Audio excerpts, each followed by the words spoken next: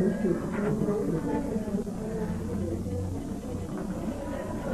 ônibus, tudo, eu ia falar no final da aula, eu vou falar no começo, tá?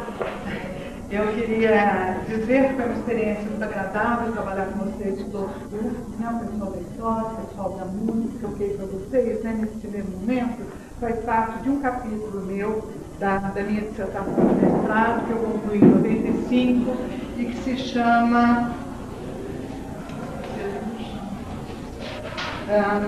ela se chama Percepção e Representação do Mundo no Desenho Infantil, da Teoria da Forma e Fenomenologia. Esse capítulo, do qual eu tirei essas informações para vocês, chama Fenomenologia e seu modo de redução fenomenológica, né, que era o que eu estava usando como referencial para daí eu introduzir as outras questões. Né? E trabalhei também com o Merleau-Ponty no meu referencial para trabalhar no meu doutorado. No doutorado eu trabalho com objeto e instalação, né? Processos de criação e compreensão em artes plásticas. Né? A primeira parte do trabalho é uma parte de conceituação, são 3 capítulos de conceituação, e no 4º capítulo eu faço itinerários de criação e compreensão, usando 2 artistas que moram aqui em Uberlândia. Uma é a Cláudia França, que é a professora do departamento, né, formada em Belo Horizonte, e que já tem um trabalho clássico divulgado em outros lugares, além de Uberlândia, né? E trabalho também com João Virmontes, que é um artista que mora em Uberlândia atualmente, né? Vem de uma outra cidade, vem para cá para fazer a graduação dele, é formado, já está trabalhando, e eu faço então a leitura desses 2 itinerários de criação para buscar a compreensão do processo de criação deles, e depois eu faço uma leitura de objeto e de instalação da obra deles. Né? E daí eu retorno Merleau-Ponty nesse momento para pensar um pouco esse processo de criação pelo viés da fenomenologia. Né? Então, essa aula é uma aula assim, bastante cara a mim. Né? Então eu pensei, no primeiro momento está situando um pouco a teoria dele, o que é que ele pensa em rápidas pinceladas, né? Merleau-Ponty dá cursos e cursos, né? Ele é um filósofo absolutamente reconhecido, então é rápidas pinceladas só naquilo que nos interessa, basicamente, né? Então, no primeiro momento da aula eu vou fazer isso, e depois do intervalo eu vou passar os slides da exposição da Cláudia, e eu tenho os restos também de algumas imagens que estão melhor do que o slide, e daí eu vou ler para vocês mais ou menos como é que eu fiz a leitura dessa imagem à luz da fenomenologia, descrevendo, portanto, uma exposição que eu fui ver e que eu escrevi a respeito dela. Tá certo? Então vão ser esses 2 momentos, né? Bom, na verdade, Merleau-Ponty, ele é um filósofo, né, que nasce em 1908, morre em 1961, né? Ele é considerado o filósofo contemporâneo da percepção enquanto significação imanente. Tá? Então, depois a gente vai entender direito o que significa essa significação imanente em Merleau-Ponty. Tá?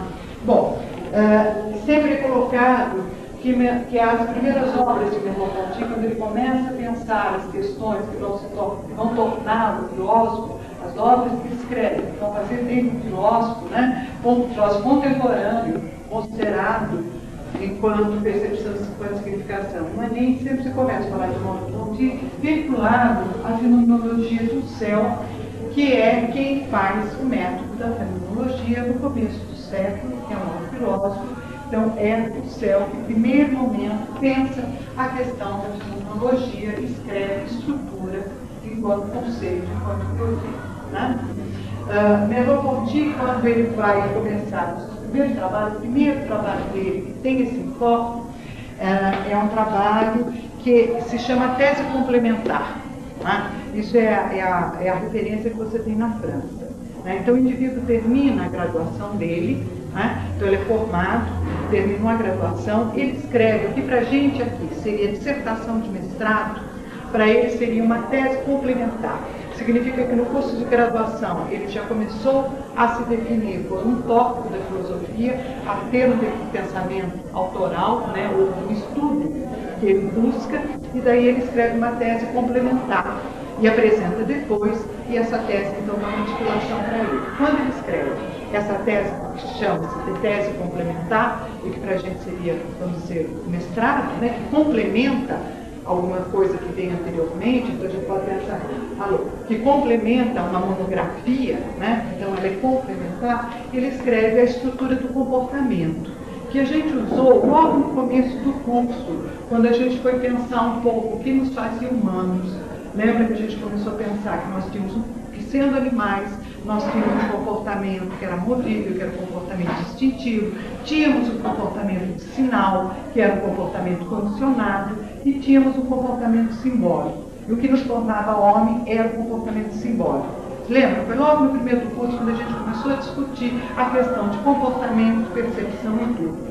Essas ideias são estruturadas pelo Merleau-Ponty nesse primeiro trabalho dele, né, nessa primeira obra, vamos dizer assim, de fôlego, que é considerada que é a estrutura do comportamento. Né? Em seguida, a tese dele, essa estrutura do comportamento, acho que é 38, daí a gente deve lembrar que, em seguida, a Europa entra em Segunda Guerra Mundial, né? Então é só pós-término da Segunda Guerra Mundial é que ele defende, vamos dizer, daí a sua tese de doutorado. Né? Então a fenomenologia da percepção é esse segundo momento de sua obra, né? Onde ele apresenta, então, pós-Segunda Guerra, em 46, portanto, ele apresenta a fenomenologia da percepção, onde ele retoma algumas coisas da estrutura do comportamento, pensando quem é esse homem, como ele, né, como ele se comporta, o que o define, qual é o estatuto dele, etc. Ele vai se firmar na fenomenologia da percepção. Ele tem N obras, é um tempo muito curto de vida, né? Se a gente pensar que em 46 ele publica isso, e em 61 ele morre, então 15 anos depois ele ainda tem 15 anos, vamos dizer, de uma produção bastante intensa. Né? Ele é considerado daí o filósofo da fenomenologia da percepção e da fenomenologia enquanto existencial. Então ele é alguém que está muito envolvido nessa época com a filosofia existencial também, com Sartre, com Nizam, uma série de outros filósofos que tinham uma atividade bastante intensa, né, dentro da sociedade. Né? Eram os filósofos que saíam à rua, faziam parte de passeatas, escreviam jornal, escreviam críticas, então tinha um engajamento político bastante forte. Não era, vamos dizer, o filósofo do gabinete que fica pensando as essências, a ontologia do mundo, enquanto o mundo está se arrebentando.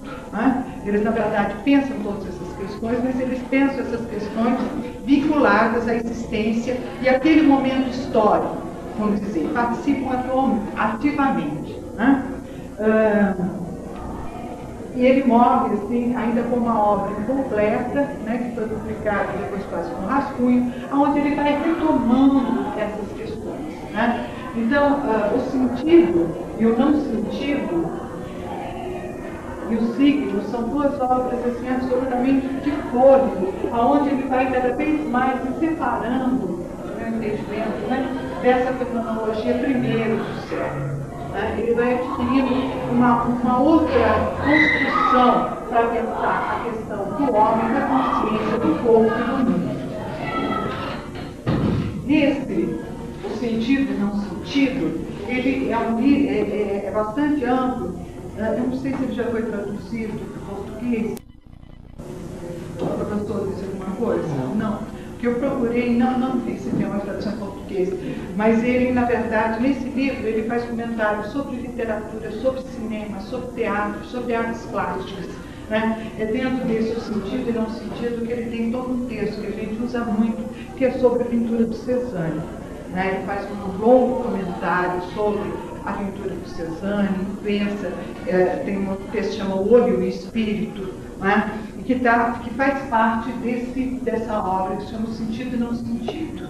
Depois, ele ainda, além de fazer isso, né, que já seria de fôlego, né, da pintura, a literatura, o cinema, o romance, dentro dessa mesma obra ele vai então estar trabalhando a questão das ciências humanas e vai estar trabalhando as relações entre a filosofia existencialista e o marxismo. Né? Então ele vai costurando pontes, né? Então, ele vai fazendo toda uma ligação com aquele momento, com as teorias que estão ali, o que significa ciências humanas, o que significa ciências exatas, e ele vai desenvolvendo bastante essas questões, né? Na verdade, o que eu li foi a estrutura do comportamento, a fenomenologia da percepção, alguns itens do sentido e do não sentido, e dos signos, só outros autores escreveram sobre. Né? Ainda o sentido e não sentido, eu ainda li alguns tópicos, Cezanne, outros eu li no original. Os signos eu só li através da leitura de outra pessoa que faz comentários. Né? Bom, então essa é a parte, vamos dizer, só para a gente situar quem que a gente vai estar trabalhando. Né? Então, como eu estava dizendo, nas primeiras obras, os primeiros trabalhos, ele ainda está muito vinculado à questão do fio céu, mas ainda a gente já percebe que ele tem uma questão que se coloca a respeito da constituição da consciência que constitui o mundo. Tá? Então, se nós pensarmos, né, bom, o mundo está aí, tá? E o homem está aqui, mas quem dá sentido ao mundo é o homem. Né? Então, é o homem que diz que o mundo é mundo. Se acontecer, já tinha até uma bomba que fazia isso, né? Que era aquela bomba, né? Esqueci o nome, que matava todos os homens, mas não afetava nem tanto a natureza e nem a arquitetura. Ela tinha um efeito, só o efeito mortal. Né? Então, era uma bomba que não destruía a natureza, não destruía a arquitetura, mas ela matava os homens. Né? Então, se isso, por exemplo, acontece, você tem uma bomba que mata todos os homens, que fica a natureza e que fique a arquitetura aí, né? Isso continua sendo mundo. Né? O pessoal diz, não, deixa de ser mundo, porque mundo é um significado que o homem dá, é um sentido que o homem dá. Se não tem nome, o que fica ninguém diz. Então não vai ter ninguém para dizer isso é natureza, isso é arquitetura, isso é mundo. Porque quem dá esse sentido é o homem. Portanto, é uma consciência que constitui o mundo. E essa consciência constitui o mundo transcendendo ao mundo, indo além daquilo que é dado. Então é mais ou menos aquela retomada lá bem atrás. Eu faço umas ligações para os seus filósofos ouvirem, né? Bom, mas enfim, eu faço. É aquela mesma questão mesmo do Platão, lá atrás, né? Que dizia, olha, a percepção, ela não é confiável. Né? O que é confiável? É a consciência que, através da ideia, transcende o universo dado. Se eu ficar no universo dado, eu posso não chegar ao conhecimento. Eu posso não saber o que é esse universo, se eu ficar ligado ao mundo da percepção, porque a percepção, ela me engana. Então vamos pensar, ela me engana à noite, ela me engana na sombra, ela me engana, eu posso me enganar, não porque o mundo tem alguma coisa entre eu e o mundo que impede a minha visão, por exemplo, a falta de luz, um nevoeiro, qualquer outra coisa, mas pela minha própria emoção, às vezes eu posso enxergar, não enxergar, né? Mas além disso, eu falo, não, dá absolutamente.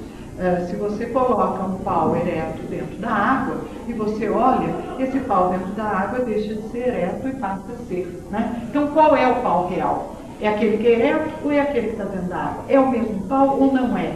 Né? Então, que a percepção, que você nunca pode confiar na percepção para você chegar à consciência e ao conhecimento.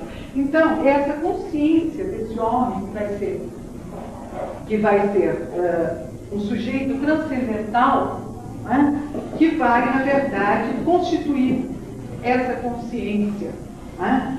E você percebe que desde os primeiros trabalhos, o que Merleau-Ponty faz é discutir um pouco. É mesmo essa consciência que dá sentido ao mundo, que otorga sentido ao mundo? Ela tem a prevalência, ou seja, ela existe a priori, é só com ela que a reflexão se dá.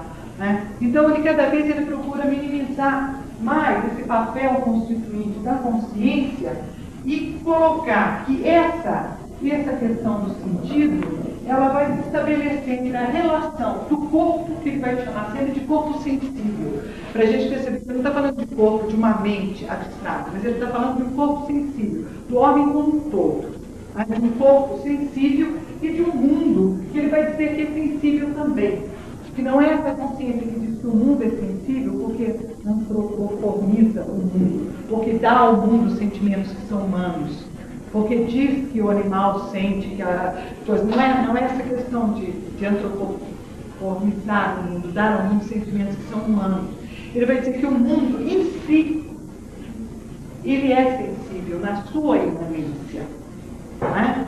Então ele vai estabelecer, ele vai buscar a constituição do mundo e do homem na relação entre homem sensível e mundo sensível.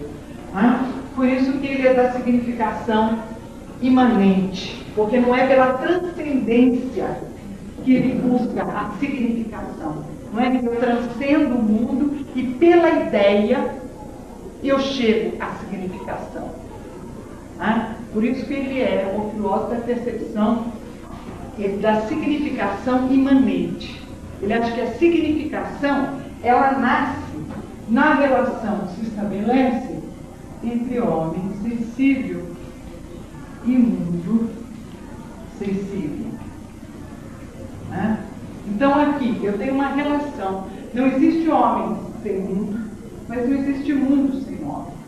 Então os dois são termos que são absolutamente dependentes entre eles.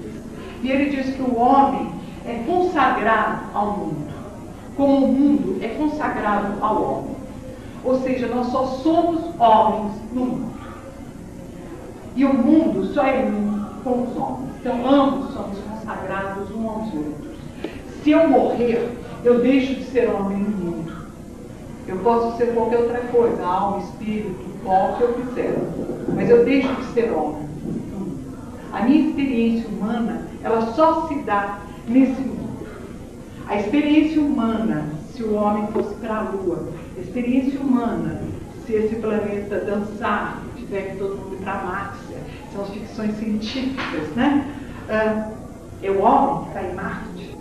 Ou ele deixa de ser, esse homem passa a ser, né? Ele vai ter que fazer todo um processo de novo de adaptação no meio e ele vai deixar de ser esse homem. Enfim, né? Isso é ficção científica, por enquanto a gente não pode falar dessa possibilidade, e a não ser como utopia e pensar, né? Mas homem e mundo estão absolutamente entrelaçados. Então ele vai dizer assim, se você tem uma consciência, ela nasce dessa relação. Ela não pode nascer de um processo reflexivo, de uma consciência que transcende esse momento sensível. Ela tem que se dar na própria percepção. Então ele vai dizer que no mundo eu posso pensar natureza, objeto, eu vou colocar objeto, mas aqui entra a natureza, animais, tudo que existe no mundo, né? Ele diz pela percepção, né? Pela percepção é que vai se dar esse encontro. Né? Aqui eu vou ter um homem que é potencialidade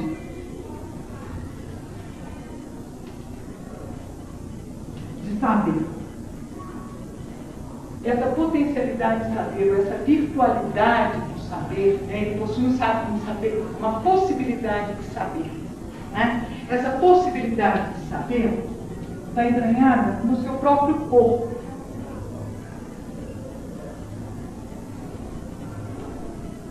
No corpo sensível, porque essa possibilidade de saber é dado pelos órgãos que estão no meu corpo, e não pela minha abstração mental. Então, no primeiro momento, a minha possibilidade de saber vai se dar pelos meus órgãos, né, que se comunicam com o mundo, que é a minha visão, que é a minha audição, que é o meu tato, que é o meu paladar, que é o meu olfato. São o meu corpo sensível é que permite que eu venha a saber o mundo. E eu não vou constituir o mundo, porque o mundo já está constituído enquanto objeto sensível. E ele tem um sensível, vai falar, ele é sensível em si. Ele é sensível em si no sentido de que ele emana um sentido. Né? E é o encontro entre essa imanência de sentido, que está dado pela forma com que as coisas se apresentam, e essa forma sensível, né? É nesse encontro entre esse corpo sensível, essa potencialidade de saber, e um objeto sensível, essa forma sensível, né? Que eu vou ter o quê? No primeiro ele falava assim, um sentido. sentido, no sentido assim, que é um sentido que é pré-reflexivo. É o que eu sinto, o que é me dado pela minha percepção dos meus órgãos, do sentido, né? Meus órgãos do sentido. Então, o que eu tenho nesse encontro insensível e sensível é o sentido, um sentido pré-reflexivo, que a reflexão não está instalada nele ainda. Então, ele vai dizer assim, olha, ele vai indagar na estrutura do comportamento, ele indaga assim, qual é a relação entre a consciência perceptiva e a consciência representativa. Então, no primeiro momento, ele fala assim, olha, a consciência perceptiva me dá o sentido. E o sentido existe na experiência mesma. É na relação que eu estabeleço entre eu e o mundo, entre eu, o objeto, natureza, animal e outro homem. É nessa relação que eu já tenho um sentido, que é pré-reflexivo, que é dado nesse encontro. Então, ele chama de consciência perceptiva isso. A inauguração do sentido. Que não sou eu que dou ao mundo. Percebe? Ele vai dizer assim, olha, eu não posso dizer que existe um horizonte se não tiver um homem. É um homem que institui esse horizonte. Porque não tem linha de horizonte. Essa linha de horizonte, ela é instituída pelo homem. Mas ela é instituída pelo homem porque ela faz parte da experiência perceptiva do homem. Ela é parte, ela é a experiência perceptiva do homem. O homem está ali, ele olha e ele percebe o encontro à distância, né, na linha do horizonte do céu e a terra. E ele só diz da linha do horizonte que é uma abstração, que é um conceito, porque na realidade não existe. Vamos dizer assim, se você se aproximar daquela linha do horizonte, o horizonte vai além, né? Então ele é sempre um horizonte virtual, né? Mas ele está sempre posto para você, por onde? Pela tua experiência primeira, pela tua experiência mesma, pelo seu sentido. Então ele não é uma abstração que a minha mente constituiu e eu, homem, instituí o horizonte. Ele foi dado a mim nessa relação. Mas a minha experiência é que o sol se levanta e que o sol se põe. A minha experiência é essa. Então não adianta a ciência vir dizer, olha, ele não se põe, ele não se levanta. Porque eu só posso ir investigar se ele se põe ou não depois que eu tive o sentido.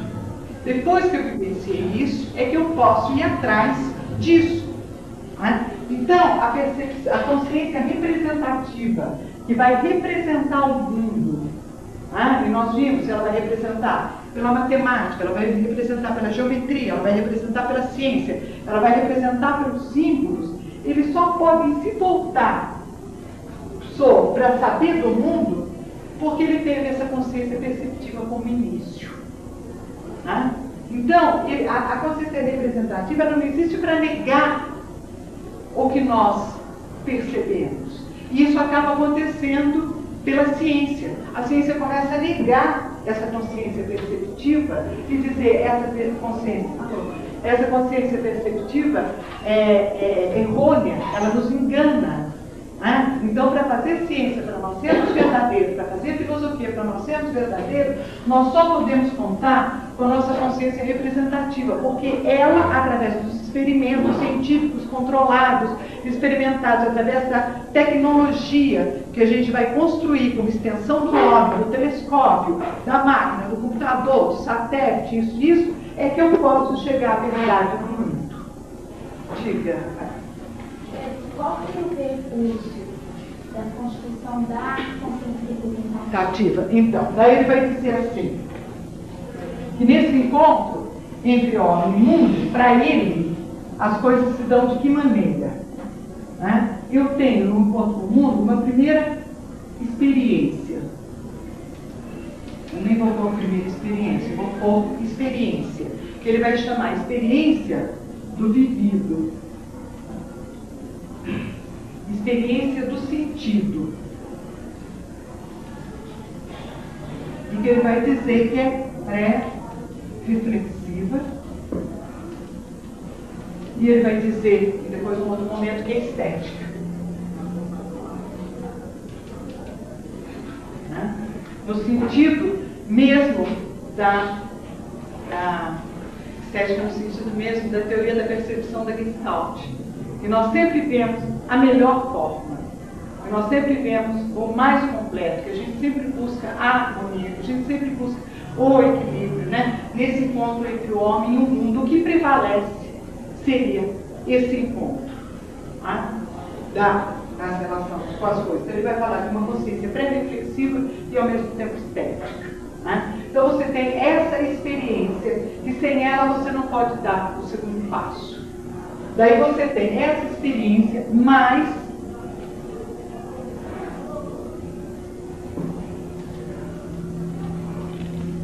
aqui você teria o símbolo.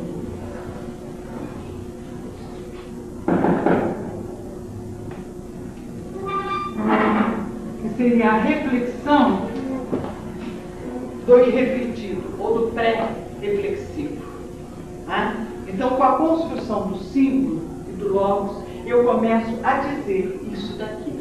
E começo a dizer cada vez fechando mais esse entendimento, especializando mais e chegando, portanto, à significação.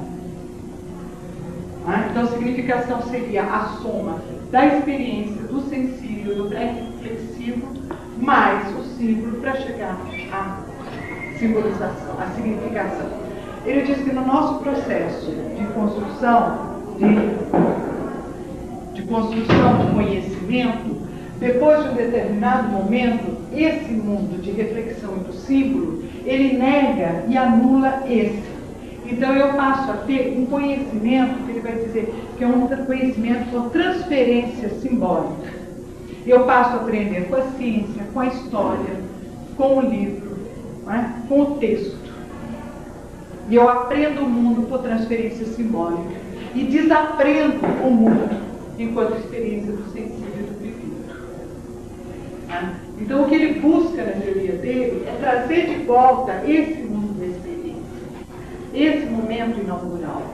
Que ele vai dizer, então, que nessa, se ele coloca, indaga, qual é a relação entre a consciência perceptiva e a consciência representativa, ele vai dizer em que momento a segunda tenta anular ou superar a primeira, negar, né? E qual é a relação? Uma relação de hierarquia, né? Então essa é a da criança e essa é a do adulto. Eu penso com essa, portanto, se eu não penso com essa não é nada. Né? Porque o homem interessa o conceito, se ele ficar nessa, ele não se desenvolve intelectualmente, etc. Né? A não ser enquanto artista. Né? E por isso que a arte, durante muito tempo, não é reconhecida como conhecimento, não é reconhecida como processo de conhecimento, de intelectualidade. Né, como a gente viu naqueles primeiros textos, né, que isso é só depois de 1600, etc., que você vem dizer, não, né, Da Vinci, né, já dizia, né, é coisa mental, né, a arte é uma criação que é mental, não é só uma criação artesanal, não é só isso e aquilo, né. Então, ele vai indagar essa questão da hierarquia na estrutura do comportamento como que uma coisa, quando é que se inverte. Ele vai fazer um estudo sobre a linguagem, né, que é a primeira civilização, a primeira tecnologia que o homem desenvolve, né, não só para se comunicar com o outro, como para modificar a si próprio, o mundo e o outro. Né? Ele vai fazer todas as relações. A resposta que ele vai dar no segundo momento é que essa consciência perceptiva é fundante com relação à representatividade. Ou seja, que nós não podemos nunca nos esquecer que o que nos funda enquanto seres, e a ciência não pode esquecer isso, a história não pode esquecer isso, você não pode determinar o homem nem determinar o mundo. Porque é nessa relação, que é sempre singular, que esse mundo se levanta para o homem, como ele se levanta para o mundo. Né? Então ele vai tentar trabalhar o tempo todo com essas questões. Né? Bom, daí ele vai dizer que na fenomenologia da percepção, portanto, você vai ter uma consciência que é solidária com o corpo. Né? Então essa consciência ela não transcende o corpo, ela não está fora do corpo, mas é uma consciência que é solidária com o corpo. E a gente sempre lembra que ele está falando desse corpo que é sensível, que é esse corpo com que eu encontro o mundo pelos meus órgãos do sentido, pelo tato, pela visão, pela audição, pelo sabor, por tudo, né? Ele fala, olha, essa consciência, ela vai ser solidária com esse corpo. Ela se funda nessa relação de solidariedade. A consciência perceptiva, ela é fundante. Esse sentido, primeiro, ele é fundante. Né? Ele chama essa primeira assim de experiencing. Experiencing no sentido de dizer assim, que nós estamos no mundo o tempo todo experimentando. Essa experiência, ela não se estanca. Nós estamos o tempo todo experimentando ser homem no mundo com os outros em constante diálogo. Então você não deixa nunca, mesmo que a ciência queira que você pare de experienciar o mundo. Você está experienciando o mundo desde o momento que você acorda e desde o momento que você nasce até o momento que você morre. Você não para de experienciar o mundo. É constante esse primeiro movimento. Né? Ele fala, você não deixa de experienciar o mundo quando você está dormindo. Você está experienciando o mundo dormindo, num outro estado da sua possibilidade de estar no mundo. E o mundo não te abandona enquanto você está dormindo. Porque os seus órgãos do sentido estão ligados ao mundo. Então, um som de fora faz com que você sonhe coisas diferentes ou faz com que você acorde. Né? Então, o mundo não te abandona, porque você está o tempo todo experienciando. E você não abandona o mundo porque você é esse ser sensível. Né? Então, as duas coisas estão absolutamente ligadas para ele. Isso está tão ligado que ele vai dizer que a consciência é solidária com o corpo, enquanto o corpo próprio o vivido. Então ele fala, a experiência, ela nunca é interrompida, é uma experiencing, né? É um experienciando o mundo. Tá? Só que quando o símbolo vai fazer a reflexão, ele paralisa. Ele paralisa, então isso fica sendo o do vivido. Eu só posso refletir sobre o passado, sobre aquilo que foi vivido. Eu acabei de ter a percepção, na hora que eu for falar dela, ela já passou. Ela é o vivido. Então, o meu conceito é sempre, a minha consciência é sempre consciência do vivido. Né? Aquela história, quando eu digo já foi. Né? Então, é sempre sobre o vivido. Então, ele vai dizer que essa consciência é solidária com o corpo, enquanto o corpo próprio, sensível, é o vivido. Maneira pela qual nós nos instalamos no mundo, ganhando e doando significações. Né? Então, na terminologia da percepção, ele abre todo esse universo. E é onde ele vai fazer a crítica da Gestalt. Por isso que eu cheguei a ele. Porque, trabalhando com o desenho infantil, etc., a teoria da Gestalt, a teoria da forma, está muito impregnada. Né?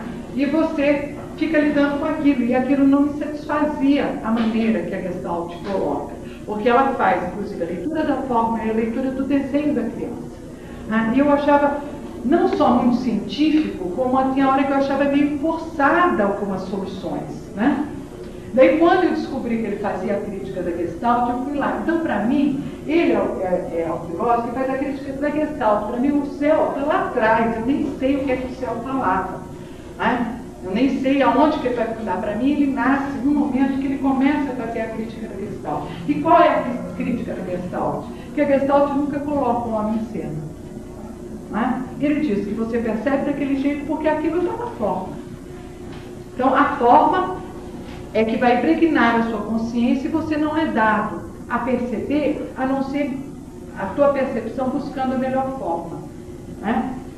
Ele não reconhece o impróprio, o desarranjado, o inconsciente, o falso, nem nada. A Gestalt ela vai estar sempre produzindo a forma na percepção. Tá?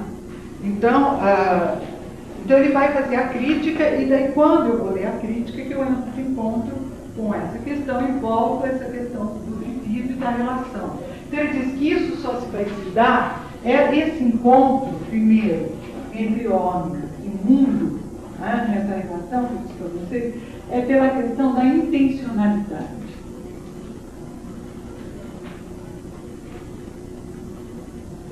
Que essa intencionalidade é o que mantém essa relação, que não se separa entre homem e mundo. Né? e que essa intencionalidade ela tem que voltar para o mundo. E ela não ficar retida pela consciência representativa que tem uma intenção de dizer que o mundo é assim, que o homem é determinado ou que o mundo é determinado. Seja pela ideia, né, pelo idealismo, quando diz que é o homem que determina o mundo, é a ideia, ou seja pelo realismo, quando diz que é o mundo, que a realidade é que determina o homem.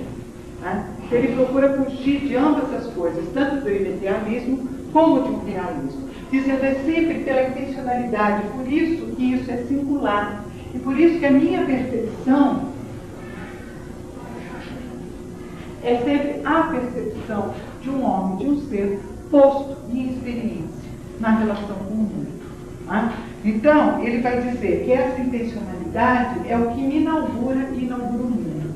Ele diz, olha, a Gestalt diz assim, que eu tenho a distância, que quando eu tenho a distância, a percepção da distância, meu globo ocular, a retina, ela faz determinados movimentos de acomodação. Quando eu olho para perto, quando eu olho para longe, o mecanismo de imagens retinianas se acomoda, tanto para eu ver perto como eu ver longe. Eu falo, a minha consciência não tem consciência desses movimentos. Como? Quando eu vejo o objeto, eu sei que tem outros entre eu e aquele que eu estou buscando. Mas eu leio a distância, porque a distância se apresenta a mim como forma. A minha não consciência dos movimentos retinianos e a minha não consciência dos objetos que são interpostos no caminho não são a causa da minha percepção da distância. Elas são o efeito da minha percepção da distância. E daí o Merleau-Ponty começa a discordar por aí. Só se pode falar de distância em relação a um homem que tem a intenção de chegar a um determinado lugar. Porque se ele não tiver a intenção, a distância não se põe. Eu olho para o horizonte, vejo o Mão Paraná, ela não se põe. Ela só adquire o sentido de distância quando eu tenho a intenção de alcançar algum objeto ou algum lugar. Daí, o meu olho faz essa acomodação retiniana e os objetos que se interpõem entre eu e o outro não são percepção periférica, não. São percepções que contam nessa visão. Ele fala, elas são causas, são efeito, ela diz, elas são os motivos que contam. É muito difícil você saber a distância de um lugar para o outro quando você não tem objetos entre você.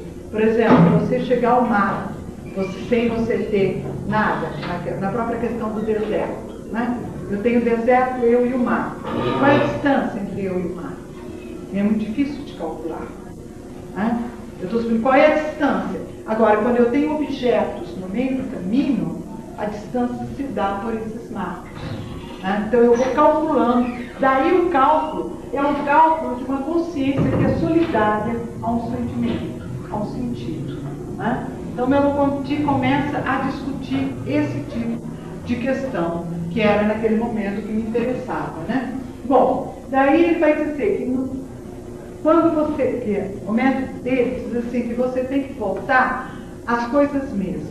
Né? A redução fenomenológica seria você suspender tudo o que a ciência diz para você voltar à experiência mesma. É o retorno às coisas. Né? E que você deve descrever o mundo. Para você chegar à percepção com esse mundo, é só pela descrição desse mundo e desse encontro. Depois a gente vai discutir um pouco isso. Bom, aqui ele está falando de uma consciência que é solidária com o corpo. Né? Em signos, ele vai dizer que essa consciência perceptiva é consciência do próprio corpo. Ele para de falar de uma consciência e de um corpo. Né? De maneira, ele estava ainda sendo solidário com a consciência e com o corpo. Aqui ele vai acabar com essa coesão de consciência e corpo. Ele vai dizer que a consciência é dada pelo próprio corpo. Isto é, o corpo é uma interioridade que se não reduz à imanência da consciência. Né? Ele diz, olha, eu tenho uma interioridade que não se reduz à imanência da consciência porque eu tenho um corpo que é reflexivo. No corpo, ele já apresenta uma reflexibilidade. Então, se você pensar que momentos agudos, onde você diz assim, não deu para pensar, mas o seu corpo agiu. Não deu tempo de pensar. Minha vida está acontecendo aquilo, parará, e eu fiz. Depois eu racionalizei e vi que era a melhor solução, ou a pior, se eu tivesse feito isso, tivesse feito aquilo. Mas existe uma reflexividade, né? Uma reflexão que já é dada no próprio corpo. Então ele vai falar que essa consciência perceptiva, ela não é uma consciência emanada da percepção, mas ela é a própria percepção. Né? Ela já é, e isso faz com que o próprio corpo seja reflexivo. Não é minha mente que é reflexiva, meu corpo é reflexivo. Né? Ele se comporta, ele diz. E esse dizer dele, né, no se comportar, já é a sua própria percepção constituída.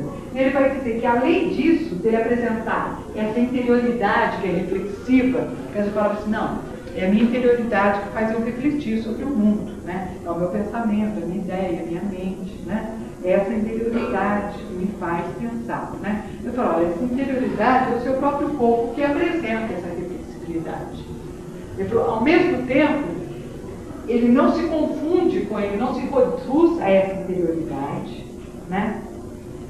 E como ele não se reduz também à exterioridade física e fisiológica, que é o que a Gestalt quer fazer. Porque o corpo ele apresenta a reflexibilidade como a consciência e ele apresenta a visibilidade como objeto.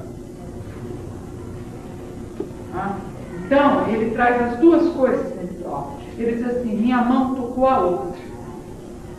Qual é a objeto? E qual é a que toca? Vou falar, essa é o objeto, porque foi essa que tocou, essa que fez o movimento. Né? E aí fala, é umbigo. Né? Qual é?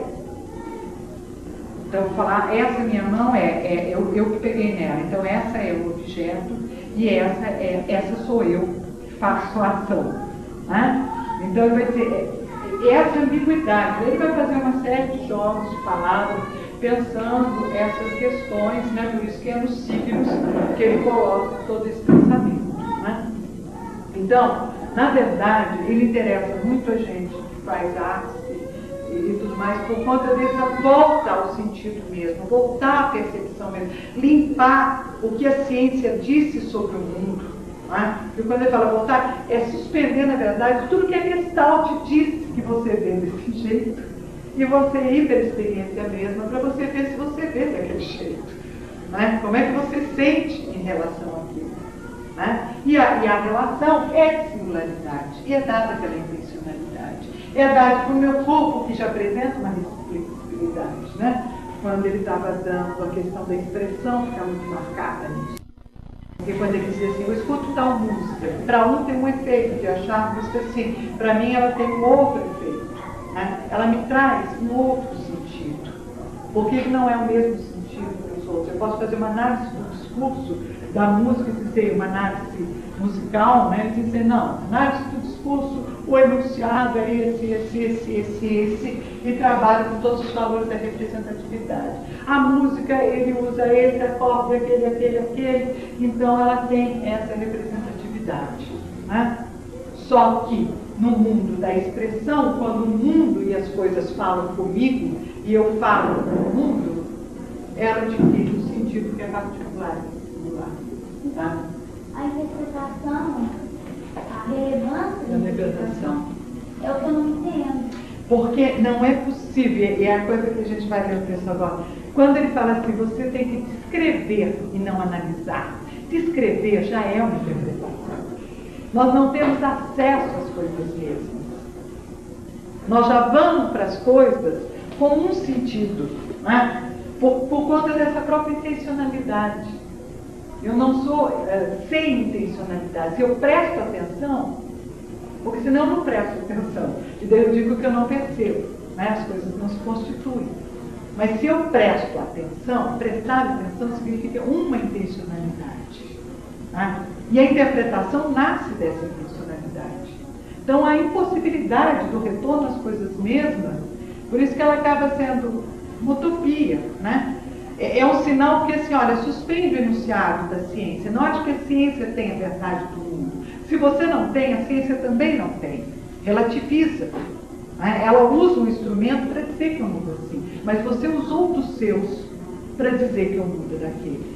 Ambos podem ter razão, porque cada um está com uma visada. E o mundo é feito desses encontros. Então descreva para você e suspenda um pouco o que a ciência, o que a Gestalt diz sobre a percepção. Mas suspenda um pouco o que a história diz que você é. Né? Então, em última análise, ele vem que o homem é que constitui aquele sentido, o homem é que dá aquela intenção. A gente vai ler o texto ali nas palavras dele, talvez fique mais claro. Na verdade, quando ele morreu, ele estava reformulando essas questões. Então você não sabe aonde ele ia chegar, né? Porque a questão ali estava posta na década de 60, com uma série de viradas. E ele estava escrevendo quando ele morreu. Então você tem os incompletos. Mas para onde chega? Chega na possibilidade que a gente pode entender o que ele está dizendo, pode entender que a radicalidade da volta às coisas mesmas é impossível, e você voltar sempre sem nada, ele está negando a própria história. Está negando você, né, a sua historicidade, não a história do outro, mas a sua historicidade. As outras experiências que você já teve, né, que permanecem com você e que frente ao mundo fazem com que você veja o mundo daquela maneira. Né? E experiências N. Quando você, por exemplo, vai perante uma paisagem desconhecida, você reconhece aquela paisagem. Fica aquelas explicações, em outras vidas, em outras isso, mosaico, imagens, e parará. Hoje em dia nós estamos tão invados de imagens, nós vemos tanto, né, que a hora que você chega perante a paisagem, você já viu em algum documentário, em alguma propaganda, em algum momento, o mundo visual não é mais segredo para a gente. Né? Outro dia não sei quem estava dizendo, acho ótimo, que agora estou assistindo nos documentários, eu não preciso mais ir lá. Outro dia eu estava vendo, imagina, Camboja.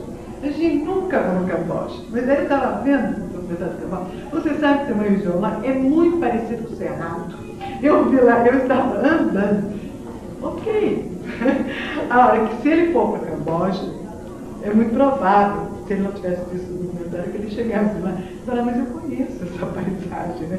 Eu já vi. Hoje nós estamos tão privados dessas imagens todas, né, que retornar à experiência quase que é uma necessidade. Né?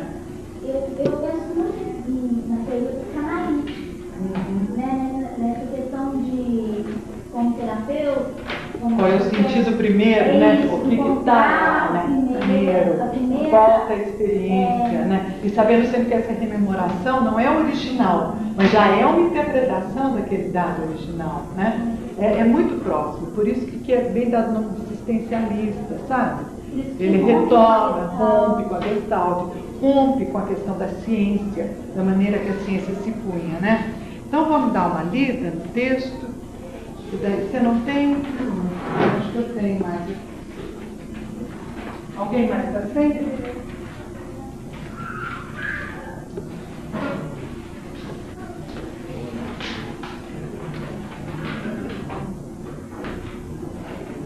Que é um trecho da minha dissertação de mestrado, né? Como eu disse para vocês. Então, recorremos nesse estudo ao prefácio da Fenomenologia da Percepção, onde Merleau-Ponty explicita o que é essa filosofia e no que consiste o seu método de redução fenomenológica, para então refletirmos sobre as questões que nos interessam, como a existência, o real, a percepção.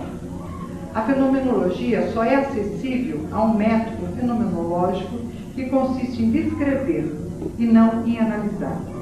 Essa primeira conotação que o Husserl lhe dava foi primeiramente o desmentido da ciência. Daí vem o trecho que eu estou citando, né? Como ser, como homem, não sou o resultado ou o entrecruzamento das múltiplas causalidades que determinam meu corpo ou meu psiquismo. Eu não posso pensar-me como uma parte do mundo, como o simples objeto da biologia, da psicologia e da sociologia, nem fechar sobre mim o universo da ciência. Tudo aquilo que sei do mundo, mesmo devido à ciência, eu o sei a partir de uma visão minha, ou de uma experiência do mundo sem a qual os símbolos da ciência não poderiam dizer nada. Todo o universo da ciência é construído sobre o mundo vivido. E se queremos pensar a própria ciência com rigor, apreciar exatamente o seu sentido, o seu alcance, precisamos primeiramente despertar essa experiência do mundo, da qual ela é expressão segunda. Né?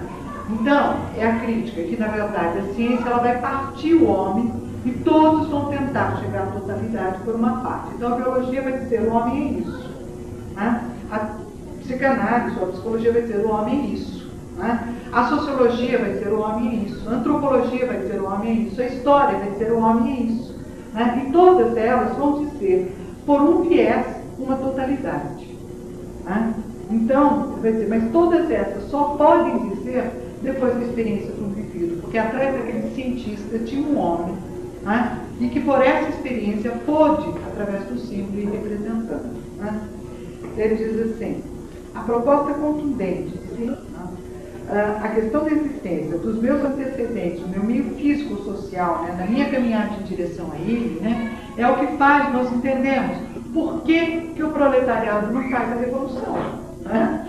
Senão você fala, tinha que fazer, meu Deus, né? As condições físicas, as condições sociais, as condições do meio, né? Daí você fala, não, é porque tem uma outra classe dominante, a ideologia, o homem não tem acesso à realidade, ele vê o mundo pela ideologia, daí você desmonta a ideologia, quer dizer, se o homem voltasse à experiência mesmo, né? E ele não visse o mundo pela ideologia burguesa, etc, quem sabe a existência tal da revolução, né?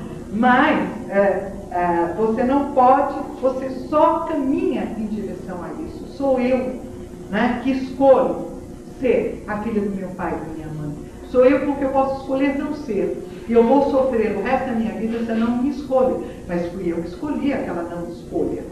Né? Eu seria outra se eu tivesse escolhido ser a filha do meu pai e da minha mãe em termos simbólicos, psicológicos. Né? A minha aceitação da minha família, a minha aceitação do meio social, a minha aceitação diz, né, sou eu que caminho para isso.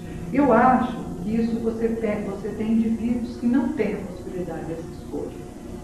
Né? Eu até acredito que nós temos, mas eu acho que tem indivíduos que não têm. Daí Sartre diz, mas ele tem a escolha de se suicidar. Né? Então, em última análise, ele é livre para se suicidar.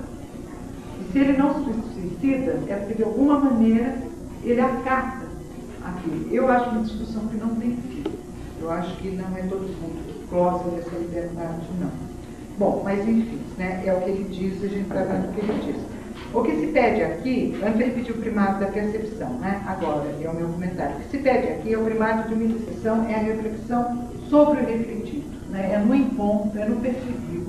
E daí que ele vai dizer, o mundo que é dado ao sujeito, porque o sujeito é dado a si mesmo. E o sujeito é dado a si mesmo pela reflexão que ele faz de si e do mundo, né?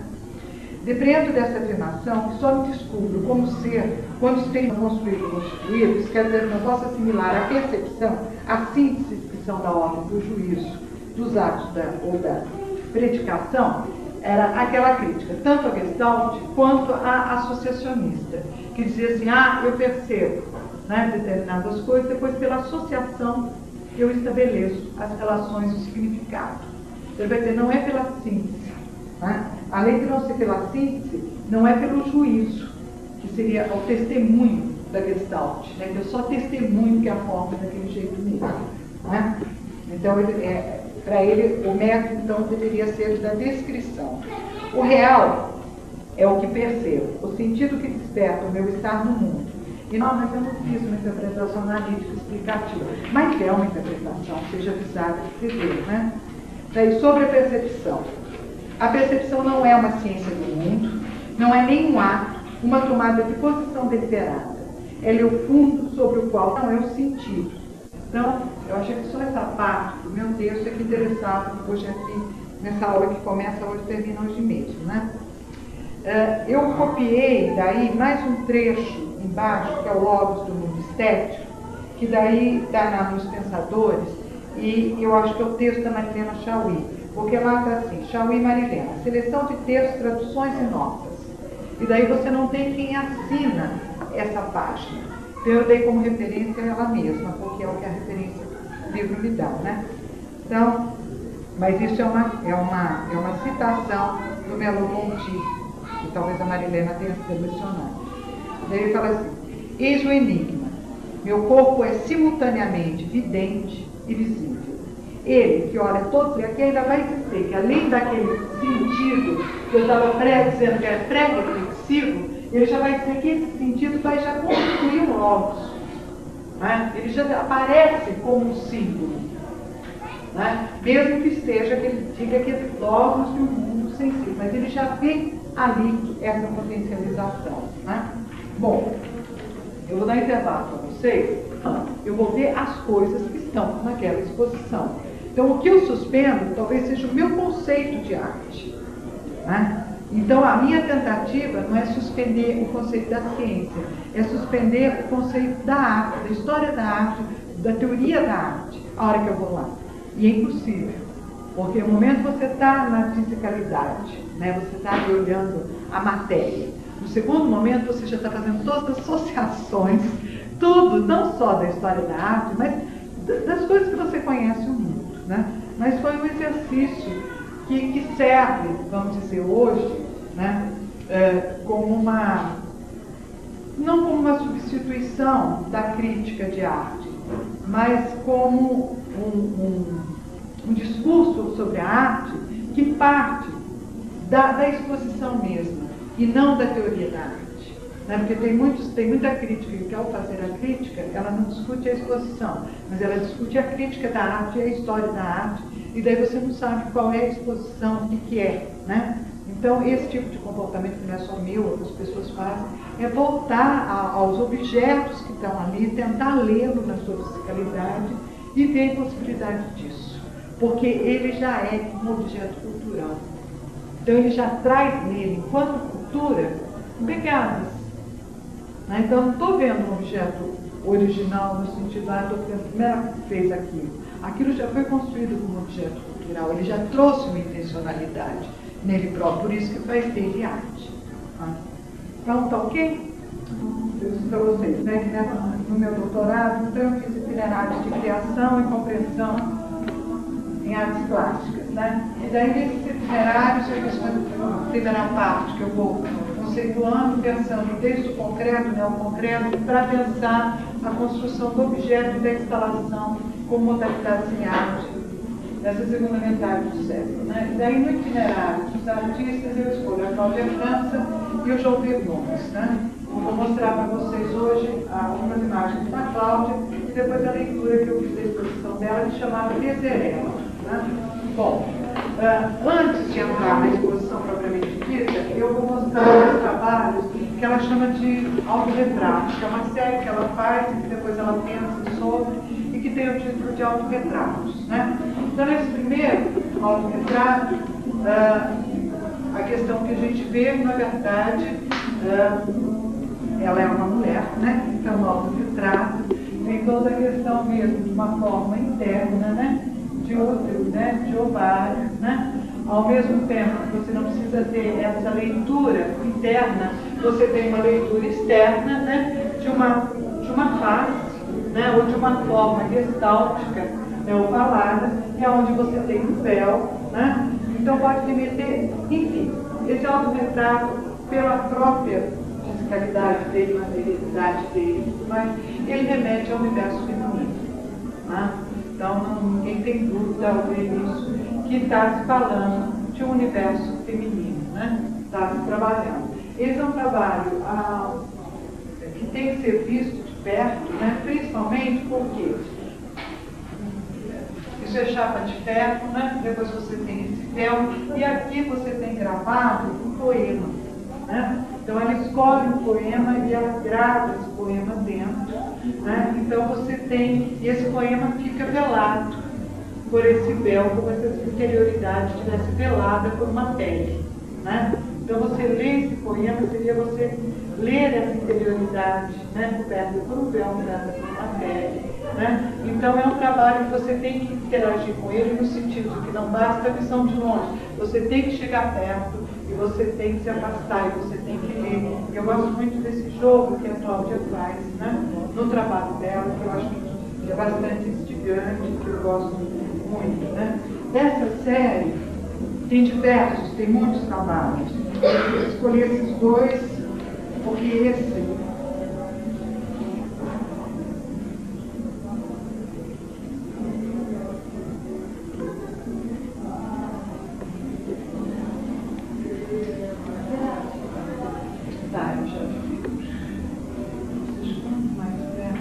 agora é assim, né?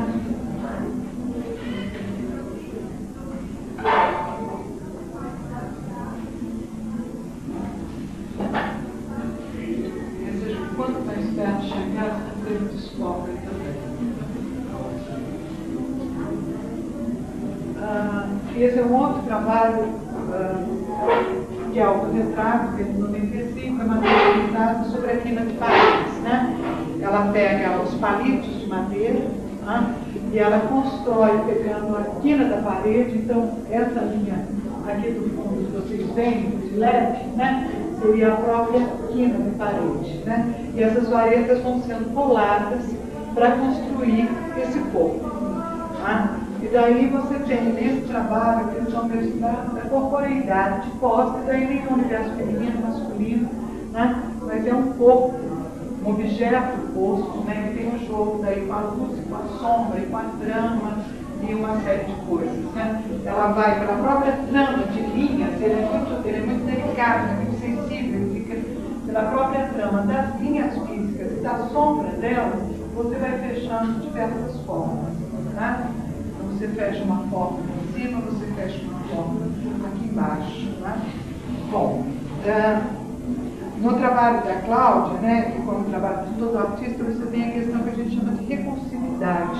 Né? Ou seja, os recursos do universo, a obra posta, ela vai sempre retornar. Né? Ela retorna por outros viés, mas ela retorna. Né? E isso vai ficar claro na outra. Na leitura da obra, né?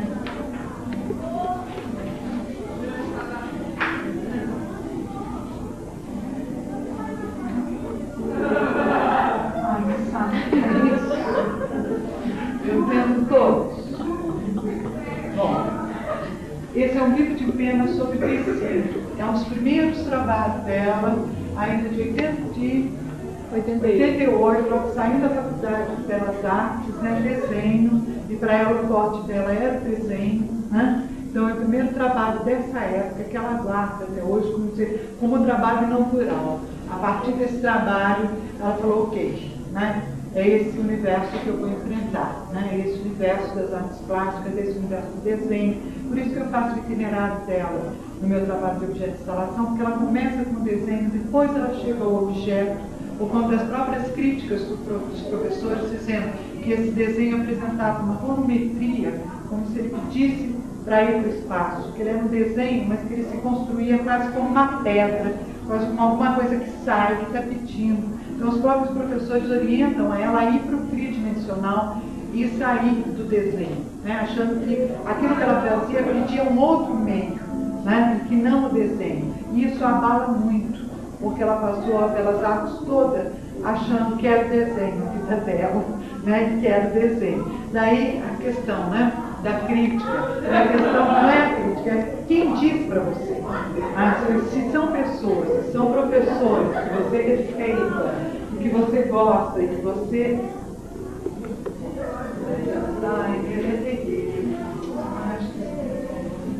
se é esse professor, e no caso foi o Wilker de Castro, né? E foi o Sampaio, que eram duas pessoas muito fortes dentro da escola. Quer dizer, a hora que eles elogiam, mas falam, ó, minha filha, vai lá mexer com a peça, vai lá no trio, vai lá, você não tem como recusar essa orientação do professor, né? Então ela pega esse caminho do desenho, ela vai para o trio, ela constrói o objeto, ela fica muito tempo no objeto. Então aqueles trabalhos que eu mostrei para vocês anteriormente, dos autorretratos, é considerado ainda um objeto.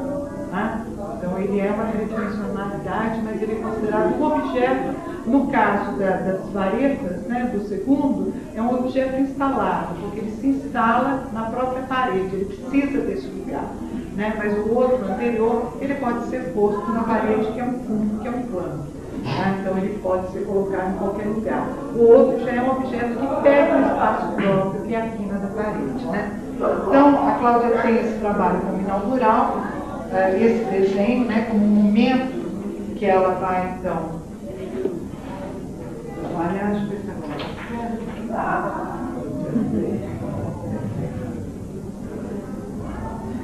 E esse trabalho já é um trabalho de 95, que é aqui na universidade, naquela espelho d'água que tem na frente da biblioteca, sabe, na entrada da biblioteca, né? Onde ela montou esse trabalho. De novo, ele se aparece, né? Não como instalação, mas ainda como um objeto se instalando naquele espaço.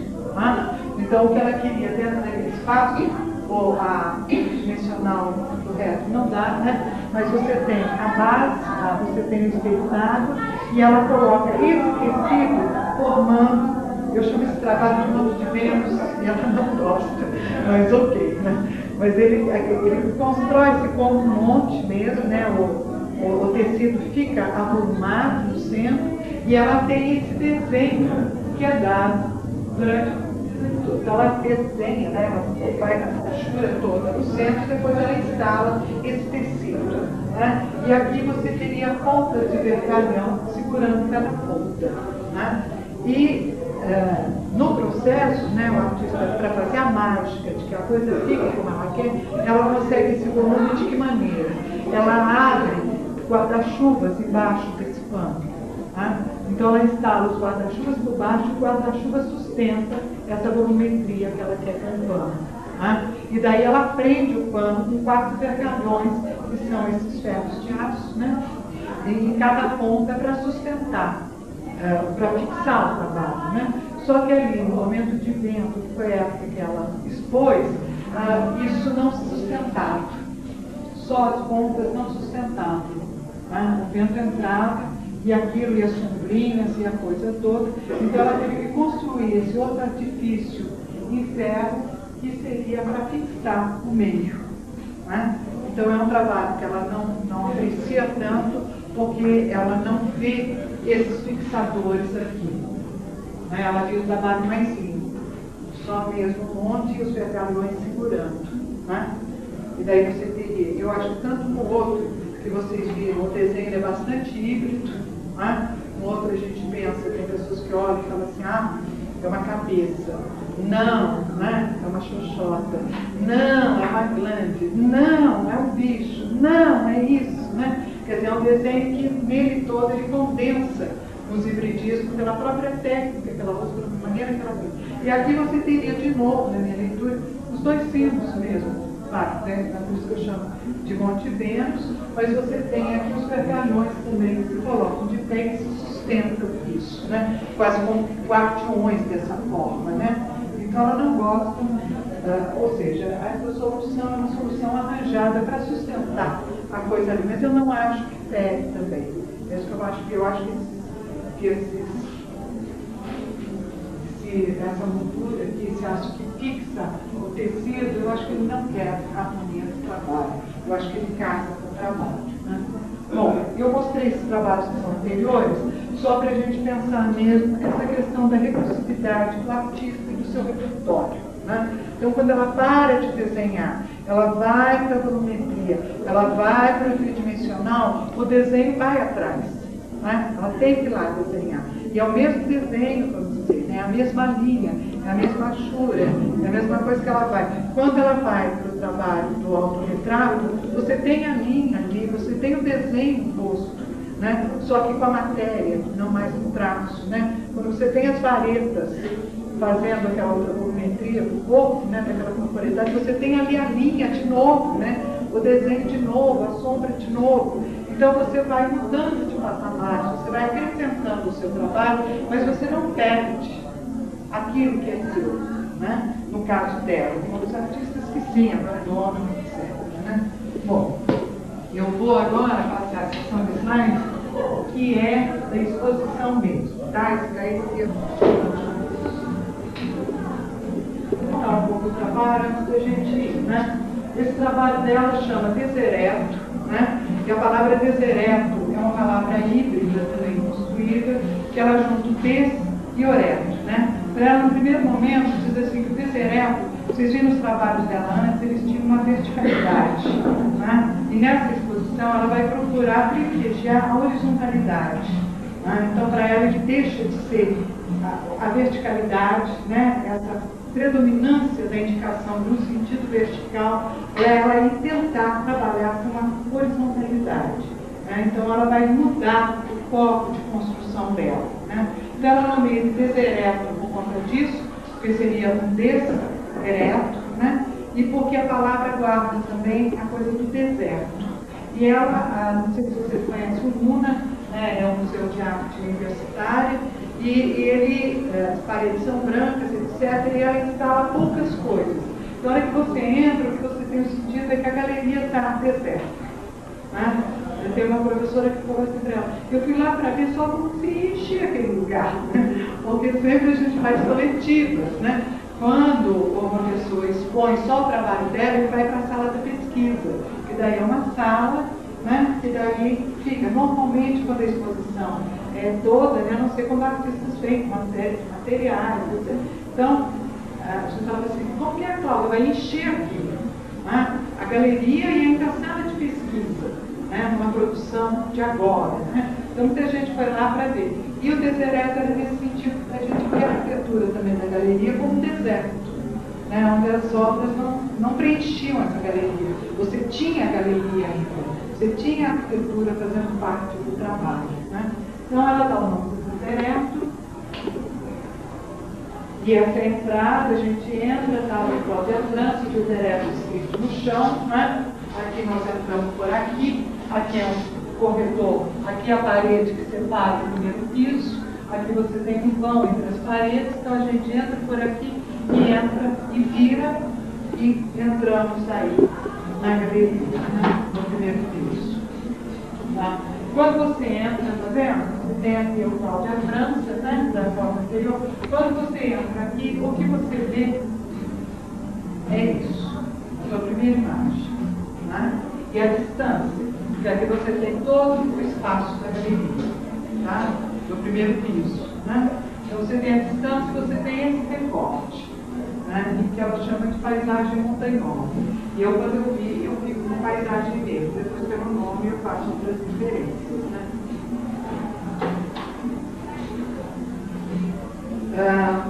Você entra, daí você tem ainda aqui, né?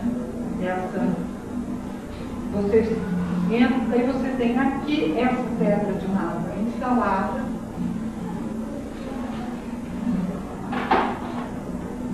E no outro canto, essa volumetria aqui, né? Agora pintada de branco e mais monumental do que aquela anterior, que vocês viram, tá? Aquela outra de madeira que não era madeira pintada. Ela tem uma iluminação que faz com que de cima e de outros lugares você a veja pelo desenho e pela sombra.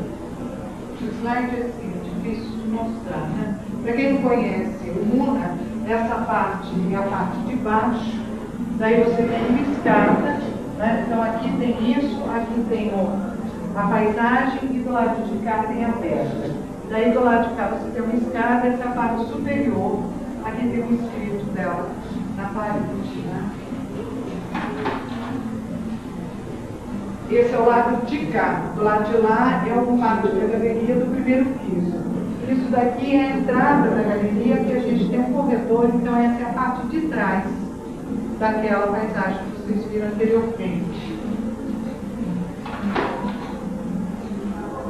Esse corredor é todo escrito, né? Essa parte de trás que vocês viram agora, no chão, ele é todo escrito com letras adesivas, Arial, que leva até onde você vai subir, que tem uma escada. Daí está todo escrito, né? Ela vai dizendo, você vai andando e você vai lendo como se fosse degraus de sentido.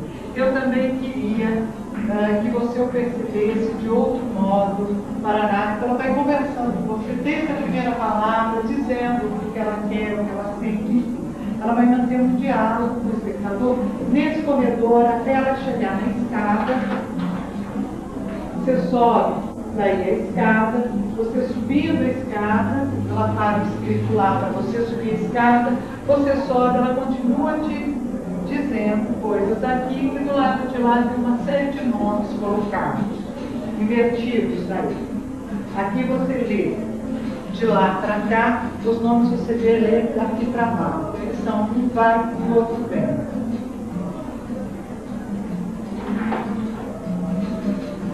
Nesse corredor, quando você chega, que eu falei que o guia, né?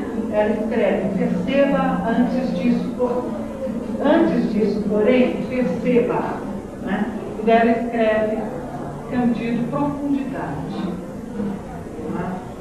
Então, ela escreve umas coisas, você vira a escada, quando você vira, ela te dá um toque que você vai atravessando. O corredor para lá, ela fala, mas antes disso, porém, perceba. Né? E daí você olha para o corredor e você lê a palavra profundidade.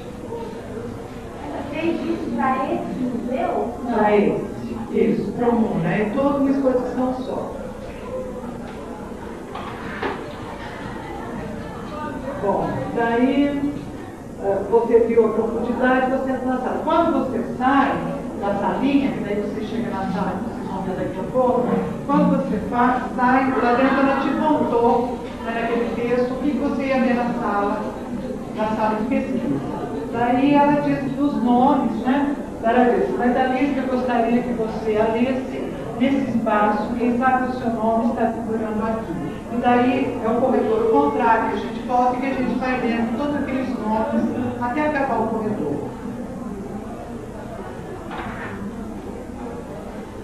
E essa é a sala de pesquisa, que eu não consegui um slide para a gente entrar, mas quando você entra na sala de pesquisa, o que você tem no chão são plotagem dos dois cães dela em tamanho natural, né, que estão colados no chão. No centro você tem uma maquete em branco da casa dela, né, como a casa dela é, só que sem teto. Isso tem um tamanho, 1,5, depois eu vejo o tamanho. E nessa parede, como que abraçando a parede toda, o trabalho anterior dela, que foi a defesa de mestrado dela em Porto Alegre, na Faculdade de Artes Visuais, eu acho, ela fez uma coluna no espaço que ela tinha, ela instalou uma coluna, no espaço tinha uma coluna de verdade, e ela fez uma pseudo-coluna ao lado dessa, só com roupas. E ela pediu, como é um trabalho comemorativo, ela pediu que todos os amigos, ela listou, ela pegou todas as agendas dela e fez uma listagem de todos os amigos dela desde a mais tenra infância, começando pela primeira pessoa que, a mãe, né? Que ela viu, entre aspas, né? Quando ela nasceu, né? Então, a mãe, o pai, as irmãs, e depois as pessoas, ela vai listando todas as pessoas. E ela entrou em contato com todas as pessoas, pediu que todo mundo enviasse para ela uma peça de roupa branca, que não fosse nem calcinha, nem sutiã, nem cueca, né? Mas uma peça de roupa branca. E com essa peça, ela colocou dentro, ela viu que ela não conseguiria construir a coluna pela desigualdade do tamanho das peças, então ela colocou essas peças dentro de toalhas, tecidos brancos, dobrou, todos do mesmo tamanho, né? E ela fez aí a sua coluna. Só que a coluna, quanto mais roupa você colocava, mais ela cedia. Né? Então a impossibilidade dessa coluna se concluir e atingir o teto. Então isso tinha toda uma leitura. Né? Só que ela ficou com essas peças de roupa. Né? E quem sabe devolver, né, para as pessoas. As pessoas, não, fica, dá de presente, dá no asilo, faz o que você quiser. Né? E ela até decidiu o que ela vai fazer. Ela pegou essa casa dela, né, a casa dela, ela pôs todas essas peças na parede toda, da casa toda, e ela fotografou todas as peças. Né, e depois ela fez uma montagem dessas peças, encaixando como se seriam dados na casa dela, né, mas encaixando uma na outra e formando essa fita que vocês veem aqui. Tá? Então, quando você entra nessa sala, você tem os dois cães, essa casa, e você tem essa fita de fotos que passa pela sala toda e que você só vê a foto dessas roupas, né? Dessas roupas. Você vai olhando, e na verdade é mais legal você olhar ela como uma fita, como um todo. Mas quem doou a peça, vai lá ver se identifica a sua peça. Muita gente que fica lá dando fotinho por fotinho, tá? É muito divertido esse pedaço. Eu mesmo fiz isso. Aquela tomada de entrada da sala, né? E essa sala lá chama-se sala de pesquisa. Né? A parte de baixo é a galeria. Tem uma outra tomada. E daí a gente sai do corredor e tem o nome de todas as pessoas que doaram as roupas. Daí a gente vai embora, ok?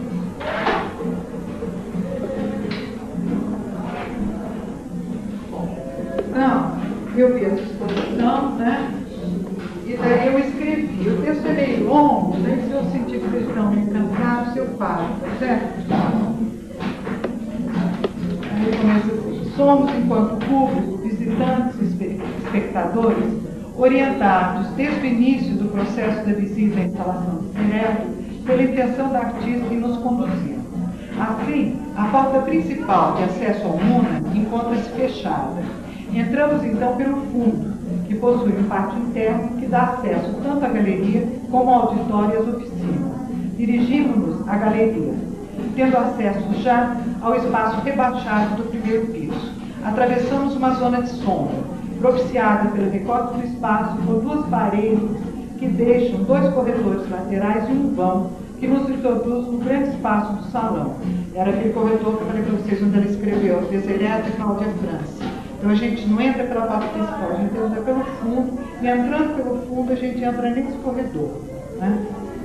Bom, então, em vão que nos introduz ao grande espaço do salão. Temos então uma vista frontal da paisagem montanhosa, tecida pela sobreposição das linhas de costura, bordado e fios de lã, dispostas no guarda-corpo. Então, aquela paisagem é só linha, né? E são linhas de costura, de bordado e fios de lã. Né?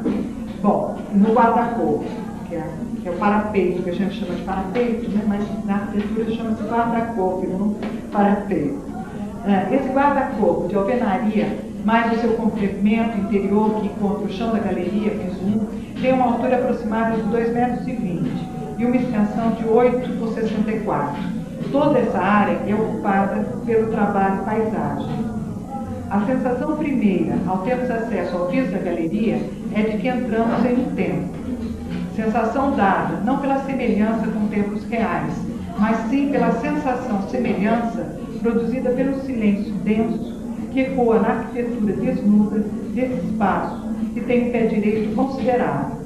As suas estruturas de madeiras que sustentam o telhado exposto, a brancura virginal das paredes que se erguem e recortam esse espaço, dão-nos o sentido do monumental.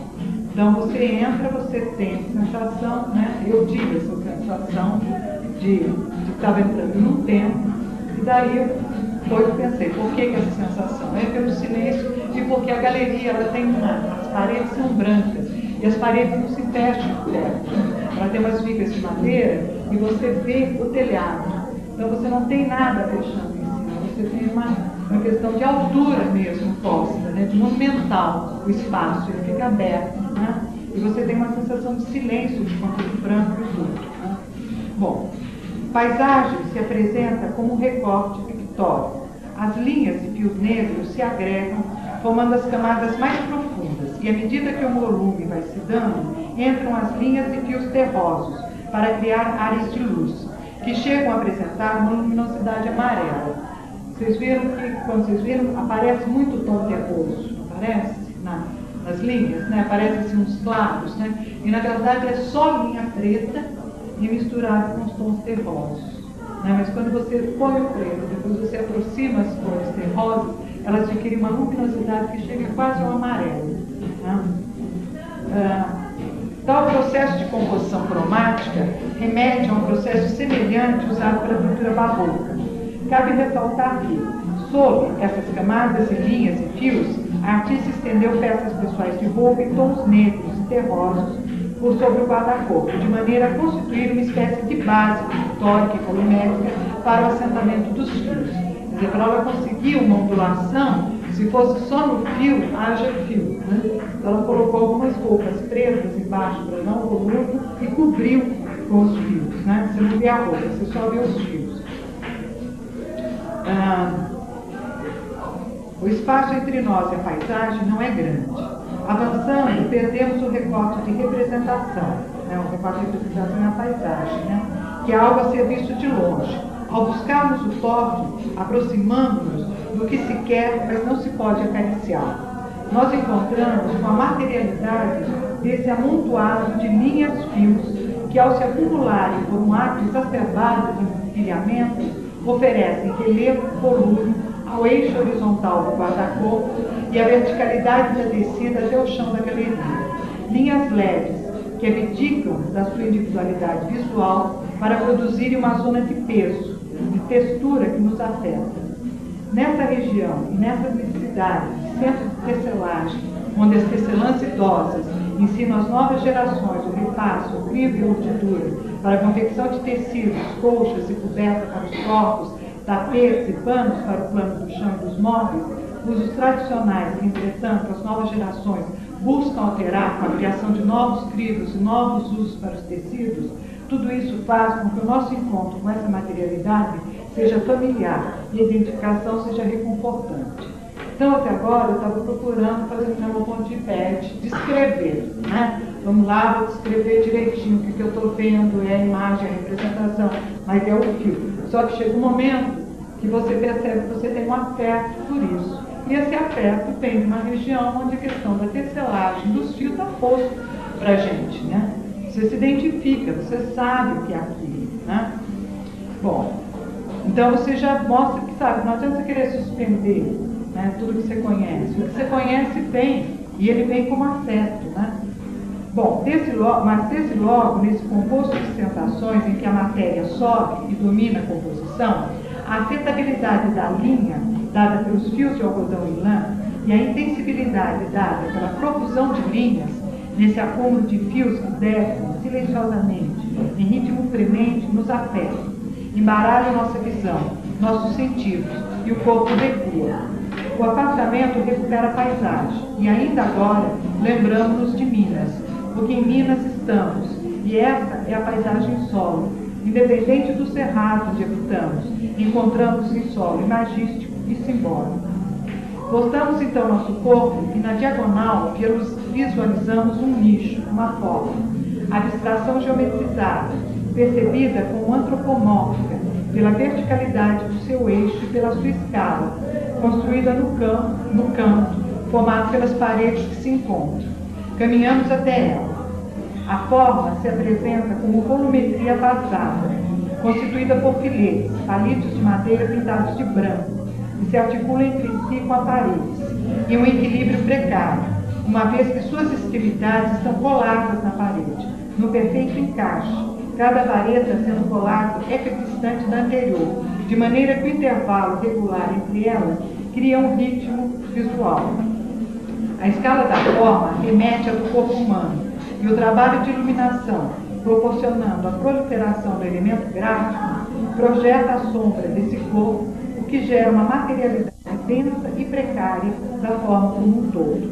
Ela e a sua cor, sombra, formam um composto, um ser de sensação, sugerindo fragmentos do corpo, parte superior, o torso, no sentido de tronco e no sentido de sinuoso e sua sombra planificada, que inicialmente assemelha-se a nós. Por isso, forma antropomórfica, ainda que objeto, nada tem a ver além da sua estrutura formal, sua materialidade e corpo. Compreendemos então o antropomorfismo com que essa relação inicial que coloca em jogo a dupla formatividade, a da volumetria vazada, em sua estrutura geométrica frágil, e da implicação corporal subjetiva. A interioridade se apresenta aí, na dobra de uma constante dialética visual, a evidência óptica e a evidência da presença. A forma antropomórfica, como volumetria vazada, é constituída de espaço e de vazio.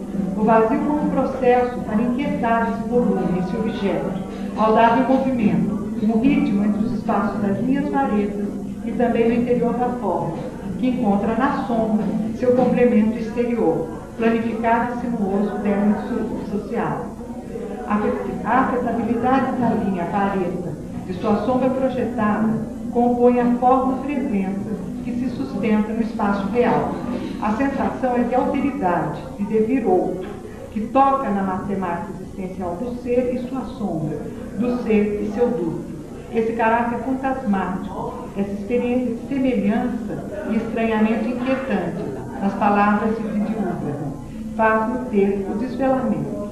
O sentido é feito da estrutura do objeto e das forças da composição que o afetam, atravessando da construção da forma que se dá como formação, da forma como presença, pseudo-sujeito, e da presença como apresentação, desmanchando assim outra formação perceptiva, habitual. Deixamos esse autorretrato possível a visualizar o terceiro elemento instalado no outro lado da galeria, da sala-galeria. Para lá nos encaminhamos, e no meio do caminho tinha uma pedra no meio do caminho. Os versos de Drummond nos ocorrem, acordam os outros versos acordando a nossa memória. Tinha uma pedra no meio do caminho, tinha uma pedra. Nunca me esquecerei deste acontecimento na vida das minhas retinas tão fatigadas. Nunca me esquecerei que no meio do caminho tinha uma pedra. Tinha uma pedra no meio do caminho. No meio do caminho tinha uma pedra. É o verso do Drummond, né? É o poema todo. Deparamos-nos com a pedra de mármore branco, com seu desenho de linhas petrificadas. Pedra de tamanho regular, com 2 centímetros de espessura, suspensa no ar, uns 10 centímetros acima do chão, que constitui o fundo do qual ela se destaca. Diante dela, temos 2 atitudes possíveis.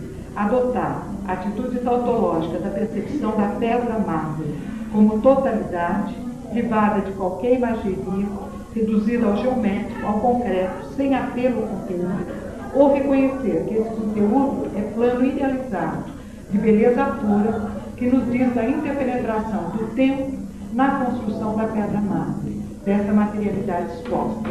Sensação de origem, princípio e finitude, instante e forma do eterno, composto de sensação mínima e plena. A pedra mármore, pela memória associativa da presença, indica sempre um lugar da memória, pedra lápide, pedra memorativa, documental, celebrativa, ou matéria nova, ponto inicial da escultura, ou ainda elemento arquitetônico, memória pontual de uma parede de pedras de mármore branco que existia antes nesse local. Como pedra instalada, suspensa, não tocando o chão, fala-nos de uma composição, de um espaço e de um tempo, onde a força gravitacional exerce uma atração, puxa para baixo. Não há como não evocarmos, mais uma vez, o estudo de Zimmermann em O que vemos e o que nos olha. E a experiência não se encerra aí.